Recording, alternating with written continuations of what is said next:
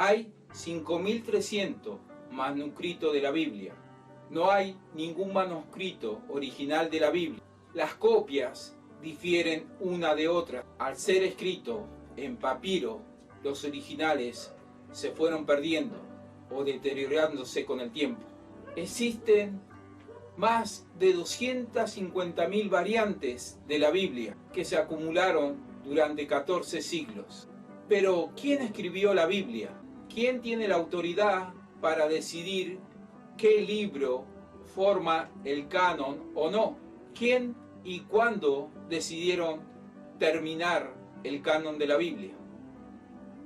Si no lo sabes, quédate ahí, que pronto lo averiguaremos. Digamos que la Biblia es un libro que el hombre nunca quiso escribir, porque habla en contra del hombre, testifica en contra de él, exhibe sus rebeliones, pecados y fracasos. Pero también Dios ofrece en sus páginas la redención y el perdón. Fíjate lo que la Biblia dice de sí misma en una de sus páginas. Toda la escritura es inspirada por Dios y útil para enseñar, para redarguir, para corregir, para instruir en justicia, a fin de que el hombre de Dios sea perfecto, enteramente preparado para toda buena obra. Toda la escritura que tenemos es inspirada por Dios. Pero, ¿qué característica debe tener cada libro de la Biblia? Debía ser escrito por un hombre de Dios o un profeta. Debía reflejar el poder de Dios para transformar las vidas y debía ser usado y recibido por el pueblo. En el reino del rey Josías se realizó una reforma espiritual cuando el sumo sacerdote Hilcías encontró en el templo de Dios el libro de la ley, considerándolo muy sagrado. He encontrado el libro de la ley en el templo del Señor. No hemos estado haciendo todo lo que dice que deberíamos hacer. Rájaste tu ropa en señal de desesperación, decía Dios. Y Josías lloró delante de Dios y se arrepintió. Y Dios le dijo: ciertamente te escuché, por eso no enviaré el desastre que había prometido. Una de las características de los libros que están escritos en la Biblia es que debía ser escrito por un profeta, pero además debía producir cambios. Al encontrar el libro de la ley, este sacerdote lo llevó al rey y el rey se dio cuenta que debía arrepentirse. Un libro inspirado por Dios causa arrepentimiento. Este conjunto de libros ya se conocía en el tiempo de Esdras, que también era un profeta. Fíjate lo que pasó con el pueblo de Israel. Y se juntó todo el pueblo como un solo hombre en la plaza. Y dijeron a Esdras que trajese el libro de la ley de Moisés. Y leyó el libro en presencia de hombres y mujeres. Y los oídos de todo el pueblo estaban atentos. Pero a oír la palabra, alzaron sus manos, se humillaron y adoraron a Jehová, inclinando su cabeza a tierra. Esdras lee el libro de Dios, lee el libro de la ley y causa arrepentimiento. Vemos que tanto con el sacerdote Hilcías como cuando leyó Esdras, ya había un compendio, una agrupación de libros que eran reconocidos por el pueblo. Hilcías, el sacerdote, dijo que había encontrado el libro de la ley en el templo del Señor. Esdras dijo que trajesen el libro de la ley de Moisés. Es decir, que ya había un compendio, una agrupación de libros que eran reconocidos porque eran inspirados. Y una de las características de estos libros inspirados es que el pueblo lo recibiese y cause en su corazón arrepentimiento. El profeta Daniel Fíjate a lo que hace referencia. Yo, Daniel, pude entender en los libros el número de los años, es que por la palabra del Señor que fue revelada al profeta Jeremías. Yo, Daniel, pude entender en los libros el número de los años, en que por la palabra del Señor que fue revelada al profeta Jeremías. Daniel reconocía como libro inspirado las palabras dichas por Jeremías. Vemos que el pueblo de Israel aceptaba algunos libros sagrados, reconocidos como el libro de la ley, el libro de Moisés, el libro del profeta Jeremías. Había ya un conjunto de libros en el Antiguo Testamento que ya eran reconocidos como inspirados por Dios. Fíjate, en los tiempos de Jesús y los apóstoles también existía una colección de libros que eran considerados sagrados.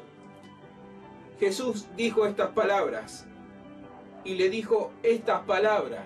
¿Quién le dijo estas palabras? Jesús, que os hablé estando aún con vosotros, que era necesario que se cumpliese todo lo que está escrito de mí en la ley de Moisés, en los profetas y en los salmos. Jesús ya reconocía que había libros inspirados. ¿En qué parte? En la ley de Moisés. Ya se reconocía la ley de Moisés. Esto significa la Torá, los primeros 5 libros. En los profetas también se reconocía profetas. También se reconocían los escritos que habían hecho los profetas y los salmos. El canon o los libros debían ser escritos en un periodo de tiempo determinado. Por ejemplo, en Lucas 11:51 se nos dice: desde la sangre de Abel hasta la sangre de Zacarías. Los escritores debían estar dentro de este periodo, de la muerte de Abel hasta la muerte de Zacarías. Fuera de ese periodo, cualquier libro del Antiguo Testamento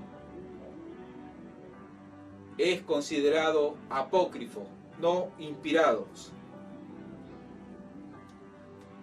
El Antiguo Testamento para los israelitas se llama Tanaj.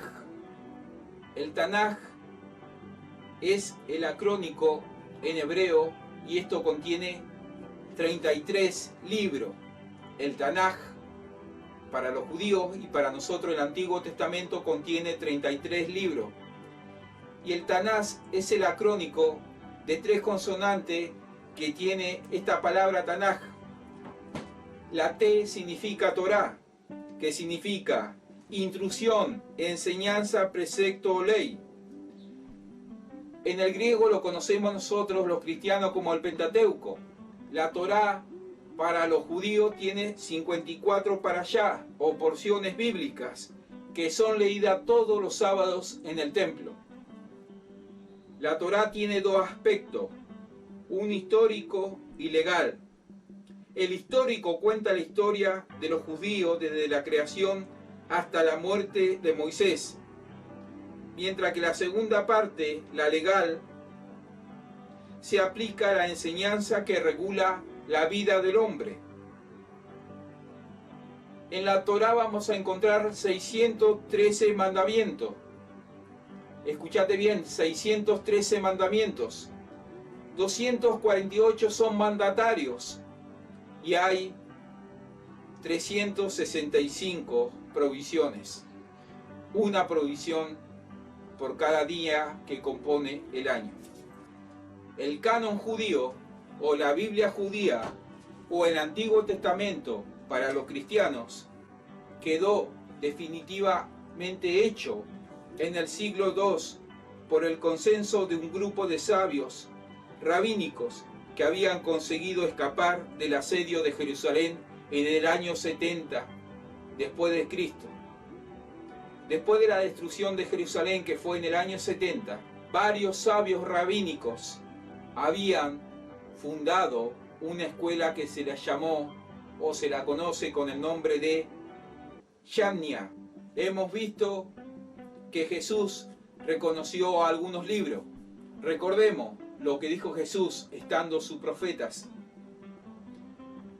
Y le dijo estas palabras que os hablé estando aún con vosotros, que era necesario que se cumpliese todo lo que está escrito de mí, dijo Jesús, en la ley de Moisés, en los profetas y en los salmos. Ya Jesús reconocía que había cierto compendio, cierta agrupación de libros que eran reconocidos como inspirados de Dios, que estos libros al leerlo causaban arrepentimiento al pueblo. Pero también hay otra división en el canon que es la que se encuentra en el Nuevo Testamento. El texto alejandrino es considerado el mejor en preservación del original, cuyas características son la brevedad y autoridad. Pero otros textos fueron encontrados en el siglo XX. Es posible inferir que el del alejandrino tiene una escritura correspondiente al año 125 después de Cristo. El texto bizantino sirvió para traducciones del protestantismo del Nuevo Pacto. Este texto griego fue impreso y editado por Desiderio Erasmo de Rotterdam y aceptado como texto normativo por la Iglesia protestante. El texto bizantino fue el más traducido desde que se inventó la imprenta. Fue el de más circulación, aceptado y reconocido por la Iglesia romana. Fue editado 5 veces y más de 300 ediciones en Venecia, Estambul, Basilea y París. ¿Y cómo podemos estar seguros de que estos textos corresponden al original? Por ahora no lo vamos a saber, ya que gran parte de estos papiros fueron destruidos o fueron olvidados. Una historia cuenta que una vez una persona mayor se dirigió al pastor de su iglesia y le dijo: pastor, yo ya soy vieja y ya no puedo repartir volantes o ir casa por casa llevando la palabra de Dios. Y entonces el pastor le dijo a esta ancianita: pero usted, sin darse cuenta, al ir a la reunión de oración y a la reunión del día domingo, esa es la mejor traducción que usted ha hecho de la Biblia. Usted quizás no ha podido entender muchas de las cosas que habla la Biblia, pero déjame decirte que la mejor traducción que Dios tiene es la que tú haces en tu casa, es la que tú haces con tu hijo, es la que tú haces con tu esposa. Esa es la mejor traducción, aquella que lleva no solamente al pueblo al arrepentimiento, sino, como hemos leído, al pueblo a alzar las manos y agradecer por la palabra. Bueno, esto ha sido todo. Espero que te haya servido y que la mejor inspiración o el mejor libro que Dios tiene aquí en la tierra eres tú. Esfuérzate y sé valiente. Dios te bendiga.